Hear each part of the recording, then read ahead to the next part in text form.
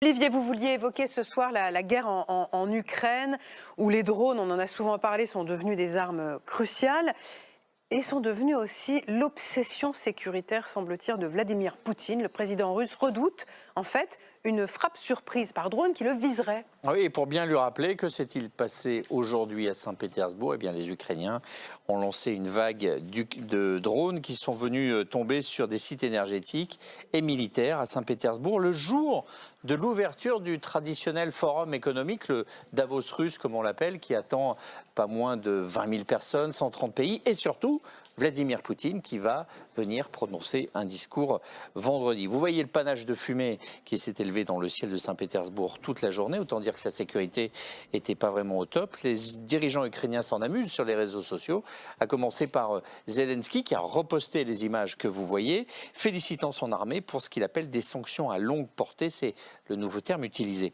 Et tout cela sur Saint-Pétersbourg, qui est la ville de Poutine. C'est là où il est né, c'est là où il a grandi, c'est là où il a constitué son clan politique à la mairie de Saint-Pétersbourg, qui l'a suivi ensuite à Moscou. Ce sont ses proches, ils viennent tous de Saint-Pétersbourg, alors forcément c'est extrêmement humiliant. Plus humiliant encore, ces vidéos prises de ce drone.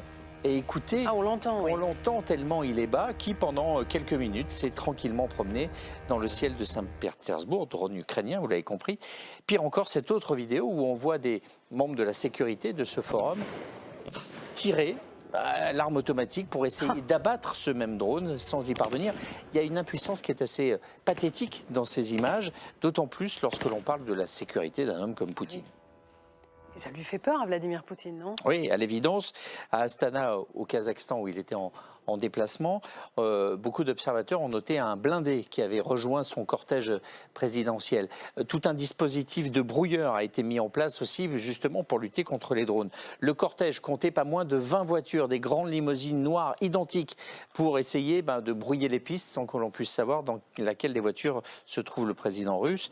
Les rues aussi avaient été vidées sur son passage. Sans hantise, ce sont donc ces drones qui sont devenus quasiment indétectables au système de brouillage, et des fuites internes indiquent que Poutine passe de plus en plus de temps dans son bunker, qu'il a demandé à ses services de sécurité de mettre sur écoute tout le personnel qui travaille avec lui, personnel politique, mais aussi les cuisiniers, les chauffeurs, absolument tout le monde, et qu'il a aussi demandé à son service de sécurité de prendre en charge la sécurité des généraux. Parce que, et ça l'inquiète, 3 d'entre eux ont été tués dans Moscou, ce qui prouve quand même que cette ville a quelque chose un peu d'une passoire. Les Ukrainiens peuvent mener des opérations. La dernière en date, et vous voyez les images, c'était en décembre contre un général qui s'appelle Saratov, qui est mort, sa voiture a explosé.